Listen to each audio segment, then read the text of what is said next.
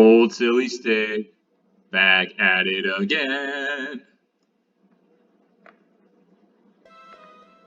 I haven't sang yet. I'll withhold that. Let's start off nice and easy like a Sunday morning.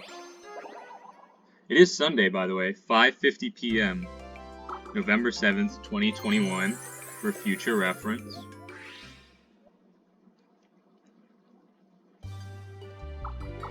Another great day to do things your own way at Castaway Bay. This board's been going really fast. Probably because there aren't many decisions to make, because you're just going to one place.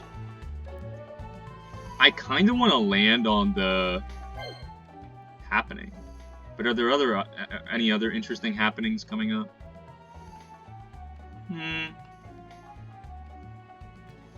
What the heck? Let's live a little. I want to see what it does. I think it gets me coins. Let's investigate. Bada bing, bada boom. Oh, there's something. Oh, coin catch. Free coins? Sweet. Oh. Oh, no. Oh, no. Free coins? Sweet. Oh, I can jump? Ouch. Did I lose coins? I don't know. Oh, I got the money bag. Okay, 18. I don't think I lost anything. I think it just stunned me. I've been watching Saturday Night Live. I think they've been pretty good this season. Better than the Trump years. In fact, they had a Trump impression in this recent episode, and it was probably the best Trump impression I've seen in any major network show. So good job to that guy. He's been doing a very good job this season. I suspect he will be brought back.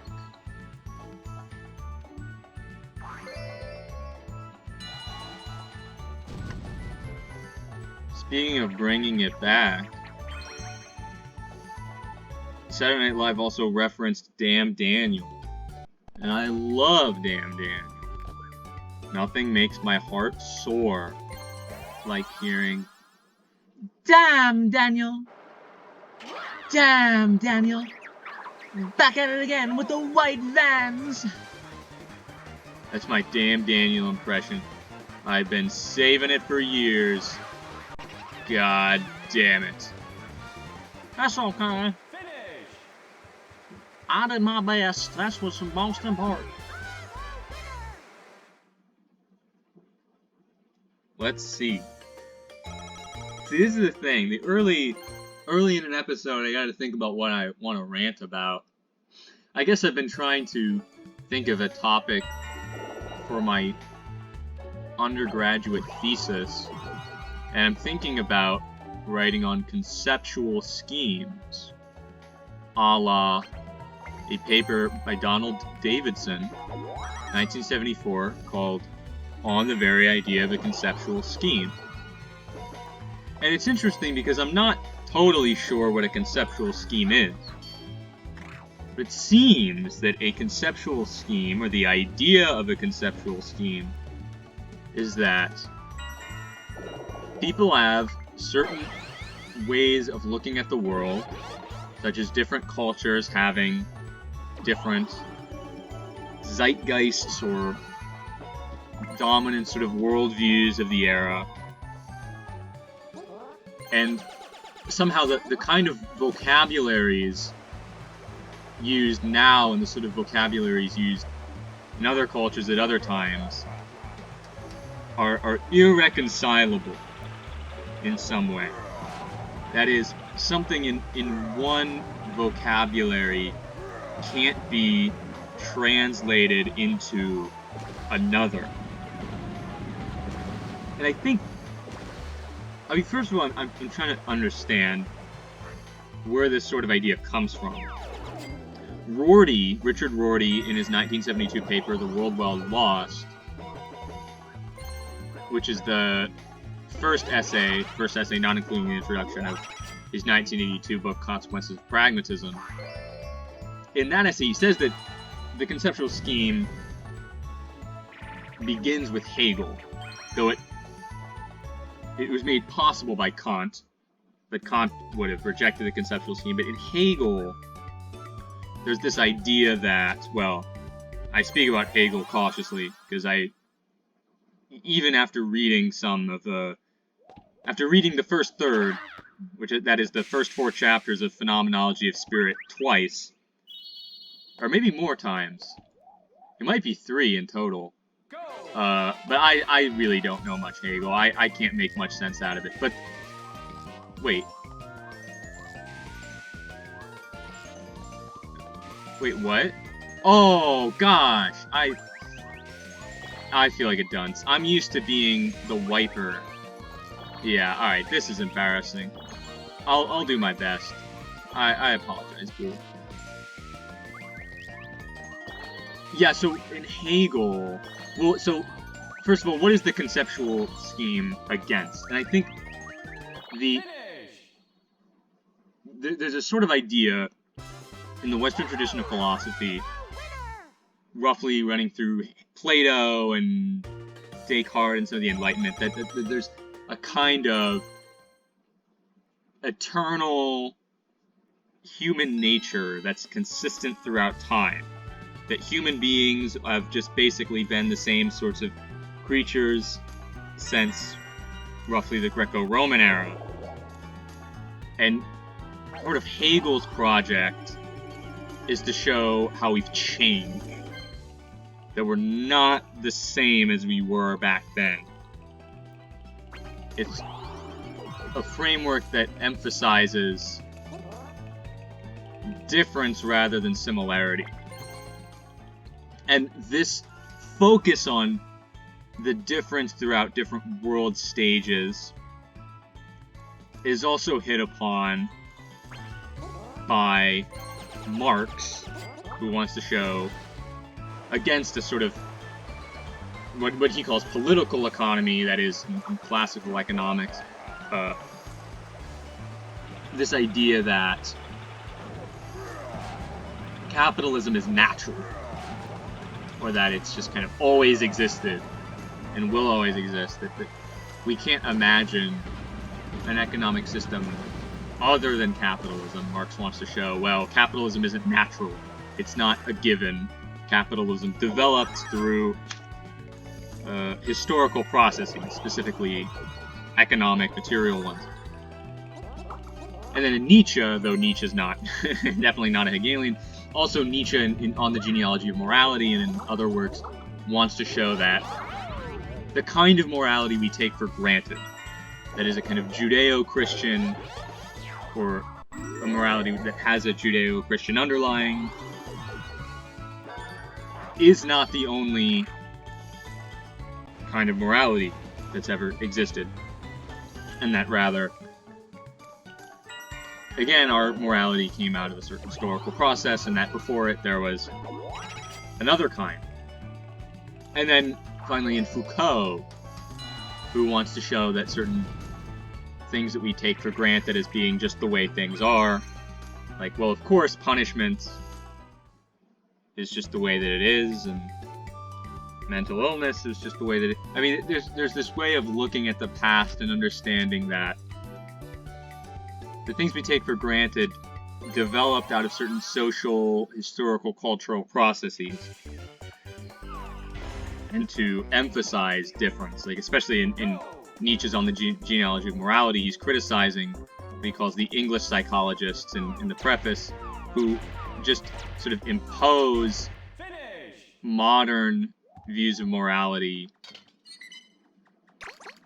into a universal conception of what morality is. That's the source of Nietzsche's dictum that only that which has no history is definable. Basically, which then leads to the question, right, can we ever really know what truth is, or can we ever really... Right, against the typical Socratic question, where we ask, what is justice? Well, Nietzsche might be more allied with Thrasymachus. I'm gonna close my eyes and just see what happens. Well, time to get my buns beat. Yeah, Thrasymachus from Plato's Republic, who thinks that justice is basically whatever the rulers say it is, and that there's no essential justice. That's a key thing. Sort of but even if we accept anti-essentialism, and this is, I think, the key to Davidson and Rorty, we don't have to feel trapped within our own epoch, that we can't understand the past or understand others. That even if we can't fully understand them, whatever that would mean, we can know some things about them. That is, there is some possibility for communication between different cultures. And I think the key to that, and this is Davidson's main point, the idea that we can't understand something can only ever remain vague. Because if we tried to explain what it is that we couldn't explain, then we would in fact be explaining it. That is, it's a kind of self-defeating thesis, right? So if we say, well, modern people can't understand the Greek concept, well, but what is it? I mean, what? But then when I phrase it like this, I wonder why anybody would accept the conceptual scheme. I mean, I guess in Nietzsche's case, maybe we can't really comprehend the way that Greeks understood morality, but then we can explain the way that they saw morality, the master morality, or the good-bad morality, as Nietzsche calls it. So the conceptual scheme remains a sort of ambiguous skepticism that there's something, we don't know what, but something that we can't know about the past or about others. But as soon as we make clear what, oh, well, if somebody asks, well, what don't we understand? Well, but the answer to that question means that we can know kind of what they thought, so they remain in the language of Donald Rumsfeld, unknown unknowns. We don't even know what we don't understand about the Greeks. Though maybe, I guess one case, I was thinking about Aristophanes, the comic playwright. In Aristophanes, I find Aristophanes really hard to read, mainly because it's a style called old comedy, which it has nothing to do with age necessarily, but basically old comedy focused on what would be at the time contemporary social political commentary, making references and parodies to popular things, along with sort of scatological explicit humor. A good modern day equivalent might be South Park, or even Saturday Night Live to some extent. Something that makes fun of current social political happenings, trends.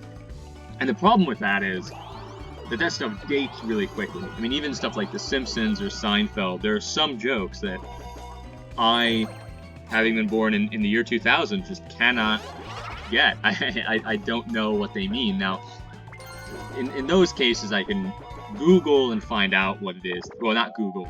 It's funny we use Google as a verb. I use DuckDuckGo, to be clear. We could search for the reference, figure it out. But in Aristophanes, we just have no idea. I own this copy of Aristophanes' plays, and sometimes the editor will put a footnote and just says, we don't know what this joke means. Right? A character says, you're about as foolish as Polymethyles. And the footnote says, we don't know who Polymethyles was, but I guess he must have been pretty foolish. Well, then that joke just doesn't really work. It can't affect us in the way that it would have affected an Athenian audience that it was written for. Now, you have to be careful about historicism, though, because I think there's two fallacies. One is what I'll call the the Burkean thesis off of Edmund Burke, who believed that the laws which any society has had for a long time are likely to be good because of the fact that they've lasted. Basically, if they've lasted this long, they must be doing something right. And I don't think that's true, and I think if we're to look at the canon in that way, then that'd be wrong. Maybe some of the stuff that survived isn't good. We should have our own opinions, right? And we shouldn't just assume it. If the stuff that has lasted, it might be good, but it has to prove it for itself. Because I think part of the danger of historicism, or historicist outlook vaguely, is it makes us feel that whatever was written most recently must be that which relates most to us, or speaks most to us, because those people, say the people writing in the 20th century, so the modernists, had more in common with our way of life than the Enlightenment writers, the medieval writers, or the Greco-Roman writers. But I don't think that's necessarily true. I think that some of those older writers can still speak to us in a way that's meaningful and important. And that we shouldn't just assume, say, especially in philosophy, that whatever, that all philosophies that are old must just be wrong in some way.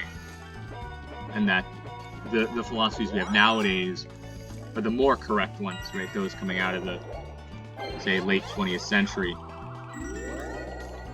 Because, of course, there is some advantage to the newer works, which is that they get to respond to the older works, right? Everybody gets to talk trash about Plato, and Plato can't really respond, except insofar as somebody in Plato's dialogues is similar to a later writer. But I don't know. Don't underestimate the past. I think that some of those writers can still speak to something. But again, we shouldn't assume that. Because there's two fallacies. There's the old is better and then the new is better fallacy. And ultimately, you have to just see for yourself what's good and what isn't. I always get my buns beat in this minigame. I don't know what it is. Oh well. It's almost the end of the episode. Near the end of the episode, I like to take a pause and sit back and reflect. Toadette, Koopa Kid 1. The effects on that are kind of neat. I should have some water in between episodes. But this has been good. This is good stuff. This is helpful. Sad I haven't gone to the Boo House yet. Well, oh yeah. This is the awkward thing. We always do this. And whatever happens doesn't matter because I just do it again. Okay. Yeah, I think the hard thing is figuring out why would people advocate a conceptual scheme? I'm trying to figure out how to... I don't want to straw man the schemers, even though I think Davidson might be right. That's it for this episode. I feel okay. This feels good. This was a very deep episode. Maybe I'll try and keep it casual next time, but we'll see.